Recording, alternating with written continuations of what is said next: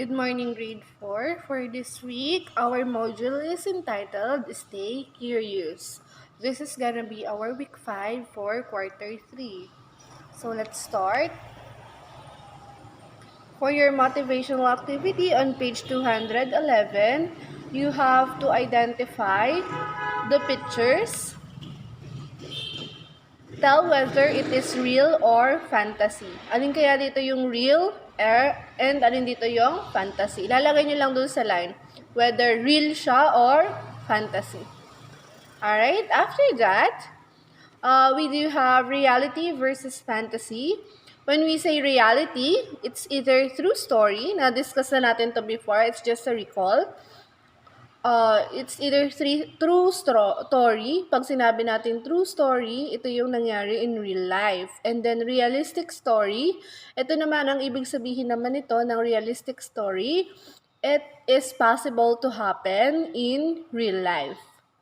And then kapag fantasy, of course, these are the make-believe stories or yung mga hindi totoo na mangyayari in real life.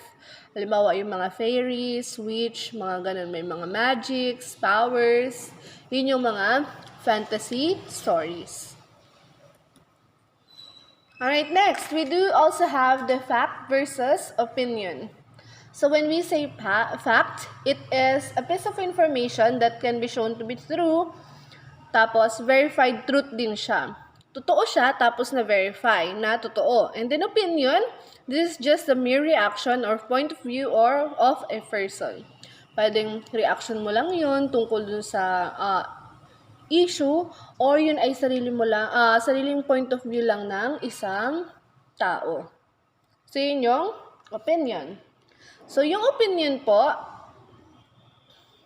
and then the fact that may be introduced using the following words. Halimbawa, sa fact, based on the study, according to, as can be seen by, as proven by, as verified by, as reported by, it's obvious that.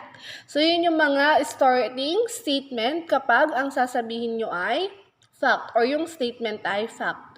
Halimbawa, based on the study, meaning to say, may study na pinagbabasehan yung statement. So, that's a fact. So, next, opinion. Ito yung mga opinion, mga starting statement. I think, well, perhaps, well, maybe, I believe that. So, in my opinion, I disagree.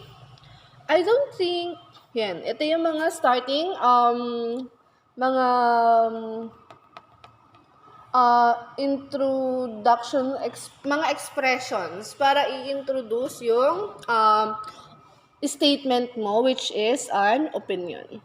So, tas ito naman yung sa fact. Next. So, now we already have differentiated the reality versus fantasy as well as the fact and opinion. Now, let's discuss the story Planet Z7.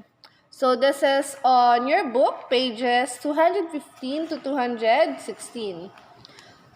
So, let's start.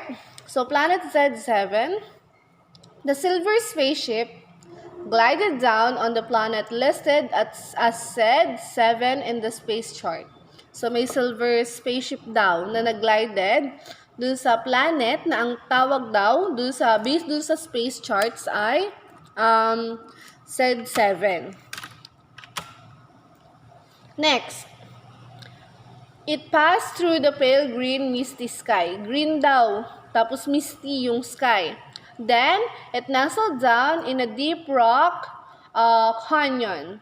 So, meron tayong two characters dito, si Captain D. Melvin and si Luke Reese. So, sabi ni Captain D. Melvin, turn on the scanner screen. Sabi niya. Checked, answered Luke Reese. His hands worked the flashing buttons before him. The two astronauts peered at the huge screen. Rocks, rocks, and more rocks. Luke remarked with a shrug. Just like the last 16 planets we have checked out on this run. So, ibig sabihin po, meron na silang 16 planets na na-check dun sa biyahe nila, dun sa paglipad nilang yun. Tapos, same lang nung last 16 planets na na-check nila, yung Z7 daw ay maraming rocks. Sabi ni sabi ni Captain D, "Look, wait! Freeze the screen. Now, go back a few degrees." Tapos nirub niya yung eyes niya. "There are no life forms readings, are there?" Sabi niya ganon. And then sabi naman ni Luke, no life forms, no machines. There's nothing here but rocks. So, wala daw life forms dun sa Z7. Wala din daw machines. Walang ibang nandun kundi mga rocks. D pointed to a spot on the left corner of the screen. That could be a ship of some kind. Sabi niya ganon. When the two astronauts could not see well on the screen, so, hindi nila masyadong makita dun sa screen nila. Ang sabi na ulit ni Captain D, let's go and find what it is. So, sabi naman ni Luke, right, I will lower this space jeep. Everything checks out. We don't even need air mask. Hindi daw nila kailangan ng air mask. So, inopen po ni Captain D, yung outer latch. As she and Luke climbed down the ladder, they got their first whiff of Z7 air. So, naano na nila yung air sa Z7. So, yung air daw po dun ay filled with dust, a very fine dust that made them choke. So, Luke sneezed over and over again. So, nag-sneeze si Luke. Sabi ni Captain D, get air mask. I will take a look around. So, pinakuha na niya ng air mask. So, Dee walked around. She picked up a rock. It felt, nakakuha siya ng rock. Tapos, malamig daw. Ramdam niya. And it made her hand tingle. She dropped the rock. She looked up at the misty green sky. The twin suns looked dim through the dusty air. Her eyes followed the edge of the steep canyon wall. Everything was very still. So still lang daw. Too still. Not even a breeze rippled around the thick air. So, si Captain D, she didn't like the feel of Z7. So, hindi niya gusto yung feeling na nandun siya sa Z7. Not at all. It was almost as if the planet was waiting for something. Yun daw yung pakiramdam. Parang may iniintay. She couldn't shake off the feeling that she was being watched. Yung parang may nakatingin sa kanya, may nanunood. The feeling kept creeping up on her. She turned with a sudden jerk. There, behind the ridge, she could feel something watch with cold, stony eyes. Parang daw may nakatingin sa kanya na cold and then stony yung eyes. So Luke joined Captain D, who was staring up. May tinitingnan daw at something on the high ledge. Sabi niya, what? What is that? Sabi ni Luke, what is it? Sabi naman ni Captain D, not it, Luke. They seem to be everywhere. They are statues, I think. So, palagay daw ni Captain D ay statues daw yon, or statues. Sabi niya, statues of what? Sabi ni Luke. Sabi naman ni Captain D, I don't know. I've never seen a being or machine that looks anything like them. Let's see what we can find out. So, Look at the strange stone statue. He thought, who put them there and why? The two astronauts climbed into the space jeep toward the statues beyond the ridge. So, pumunta sila dun sa statues. The statues were in all shapes and sizes. It was hard to say what some of them were. Statues of robots. Statue daw kaya ng robot, ng machines, ng animals, ng astronauts. Many seemed to be ships. So, kadalasan daw po dun sa statues ay mukhang ships. They look almost real. Mukha daw namang totoo. Sabi ni Luke, this is creepy. Everything is so still. These things seem to be staring at us. So, sabi naman ni Captain D, I know. It's as if they were waiting for something. So then they saw something behind. Look, sabi niya, behind you. So Luke turned. There, behind him was the Star Queen. May Star Queen daw. So yung Star Queen po, it's a robot ship missing for over 10 years. So nawawala po itong spaceship na to, matagal na. Higit pa daw sa 10 years. So and here it was, frozen in time and stone, just like the other statues. So, katulad ng ibang statues, na frozen na yung spaceship na Star Queen. Luke drove at the jeep toward the ridge. There had to be time. There had to be. Suddenly, yung wheel daw ay nag-freeze na nung sasakyan nila. It would not move. Ayaw nang mag-move. Tapos yung the jeep came to a grinding stop. Time was running out. Even now, Luke could feel his body start to stiffen. Si Luke, pakiram daw niya nag-stiff na yung body niya. He helped Dee to stand. They were so tired. So very, very tired. It seemed like years before they made it to the ladder of the ship. So that's the story of the planet Z7. So ang ending, kahit ang tagal-tagal nila bago nakarating dun sa ladder ng ship, nakasakay pa rin sila. But then, they were very, very tired. So again, that's the story of planet Z7. Now, for your activity, you'll be answering the questions on pages 216 to 217. That's gonna be 1 to 8. And then after that, we'll be studying the past form of regular and irregular verb. So for regular verb, madali lang pong gawin yung past form niya. Na-study na din natin to last week. So, yung sa regular verb, of course, you're gonna be adding D or ED at the end of the word, to the root word or to the base word. Halimbawa, yung play, magiging played. Yung base, nagiging base, dadagdagan lang ng D. Yung cheer, nagiging cheered.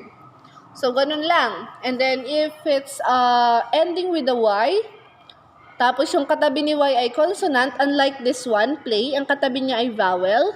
So, yun ay ED lang. Pero kapag ganito, hindi mo siya pwedeng lagyan lang ng E, tapos D. Mali po yun. So, dapat i-remove mo dito si Y, papalitan mo ng I, so saka mo lalagyan ng ED. So, kaya ito na yung past form niya. Cried, fried, dried. Fried, dry, dried. So, yun yung sa past form ng regular verbs. Now, let's take a look at the past forms of the irregular verbs. So, halimbawa po, ito po. Ito yung mga nagbabago yung spelling. So, from come, nagiging came. Begin, nagiging began. Hold, nagiging held. Yung O, naging E. And then bite, naging bit. Nawala na yung E.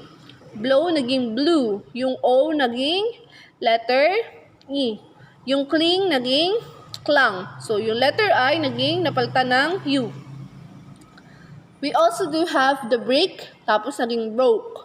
Bring, ito na yung nagpapalit na ng spelling. Bring, nagiging brought. Buy, bought, catch, caught, take, took, find, found. So, with regards to the irregular verbs, you have to study them one by one kasi ito po yung walang sinusunod na rules na magdadagdag ka ng D or ED dun sa base form. Next examples, we also have the base form is, tapos ang past form niya ay was. Base form C, ang past form niya ay saw. Eat, ate. Go, went. So, these can also be found on your book, pages 220 until 219 until 222. Next. Ito naman po yung mga verbs na kung ano po yung base form nila, yun din yung past form nila. Wala na po silang iba pang pwedeng gawin para maging past form. Ano yung cut?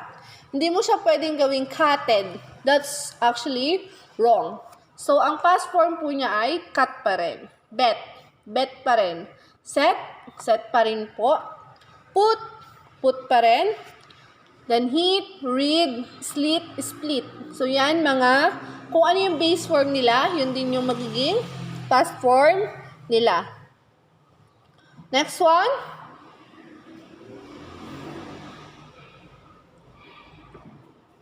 Ito, arise, nagiging arose. Beat, beat pa rin. Become, magiging became. Behold, katulad ng hold, magiging beheld. Besearch, besought. Bind, bound. Drive, drove, fall, fell. Feed, fed. Fight, fought. Flee, fled. Fling, flung. Next, we also have the beer, bore. Bend, bent, bet, bet, breed, bread. Build, built. It should be built. So again, build, nagiging built. Burst, burst pa rin. Fly, flew, hide, hid. Keep, kept. Know, knew. Lay, laid. Make, made. Chose, nagiging choose, nagiging chose. So, yung coast po, coast pa rin. Creep, nagiging crept. Deal, nagiging dealt. Dig, nagiging dug. Draw, drew. Meet, met. Read. Kapag base form, kapag present tense, read ang basa dyan. Same spelling, pero kapag binasa mo in past form, dapat po ito nagiging read. Halimbawa, I read the story. I read the story. Pero kapag past form, I have read. Read na ang pronunciation dito sa word na to. Though same spelling, magkaiba po yung pronunciation. Then rise, rose. Send, sent. Sell, sold, shut. Shut pa rin po sa past form. More examples. We do have drink, nagiging drunk. String, strung. Swing, swung. Wake, woke. Speak, spoke. Wear, wore. Ring, rung. Write, wrote. So, yun yung mga past form ng irregular verbs. Again, you have to study them one by one kasi wala po silang pinafollow na rules. And you have to identify whether the verb is regular po ba or irregular verb. Para alam nyo kung yun ba yung lalagyan ng D or ED or ito ba yung walang pinafollow na rules. Again, just in case that you want to study this thoroughly, you also have the copy of this on your book, pages 219 until 222 po. Alright? So now let's proceed to the consonant blends.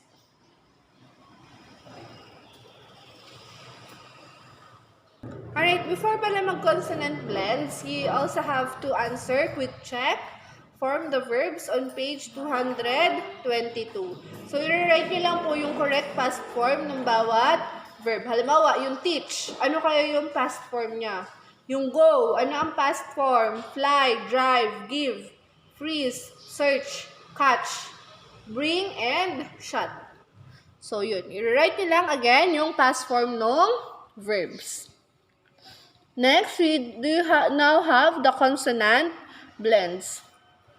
So, ito yung br, br, br, gr, gr, gr, br, br. So, it's pronounced as brag. Again, it's brag, brat, brunch, broke, brush. Again, brag, brat, brunch, broke, and brush. The next one, we do have grab, grass, gram, grow, graph. Again, grab, grass, gram, grow, and graph. For the next one, pram, press, pray, prom, prune. Pram, press, pray, prom, prune. Now again, let's read this again. We do have brag, brat, branch, broke, brush, grab, grass, gram, grow, graph. Then pram, press, pray, prom, prune. So these are the consonant blends that you have to read for this week.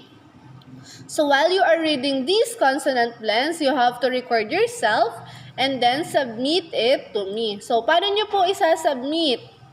So isasubmit nyo po yung recording. It's either via messenger, sa messenger ko po, or sa Gmail ko. So it's either way. Kahit alin po dito, okay lang po.